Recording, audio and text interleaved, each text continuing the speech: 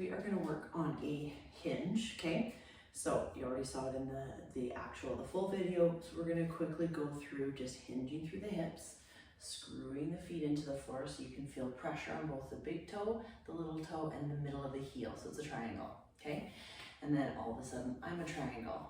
This is a triangle. Do you see everything kind of all adding up in terms of levers, the laws of gravity?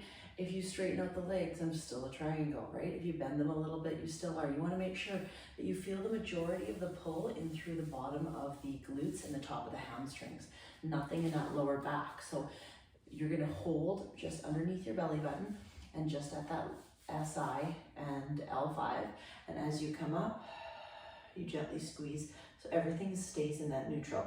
You don't want one pelvic tilt one way or another.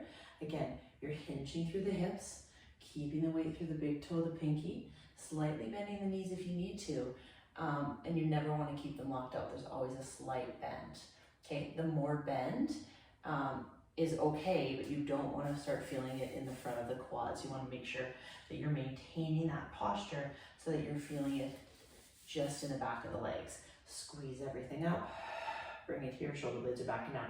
Your neck should be gently tucked, okay? Almost like you're making kind of a double chin. Shoulder blades are down, so you're activating those lats. It's gonna show you after, you've done a couple of these, keeping that neutral, you feel comfortable and confident with that, you're gonna pick up some weights. And how the weights are gonna be, this is the biggest thing I see, biggest mistake. We go forward, still staying in the exact same place. The weights are actually really close to my shin, if not touching. Then I come up and squeeze.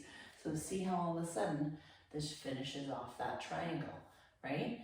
The closer, the better, but this is okay too, as long as you're not letting those shoulders round. If you have the strength in your lats to pull them back, if you don't, keep them here for extra help with your upper body to pull those weights straight up and be utilizing the glutes instead of anything in that lower back. Now, making sure, I'm just looking at the video for video purposes so I can see my own posture. If you have a mirror, use it. If you have a phone, set it up like I just did, and you can see yourself doing the exercise, then you know for sure that's really good neurological feedback to how you're doing the exercise and how it should be feeling according to what it should look like normally, okay? Everybody's gonna look a little bit different because we are structured differently, but for the most part, you're keeping those lines nice and straight, your gaze forward, your chin tucked, you're hinging through the hips, and you're feeling it right in the center of that body where you're supposed to be for maintaining neutral, but the work is coming from the glutes and hamstrings, and we're really squeezing the butt on the way up. If we come up and don't squeeze the butt, we're gonna feel that lower back.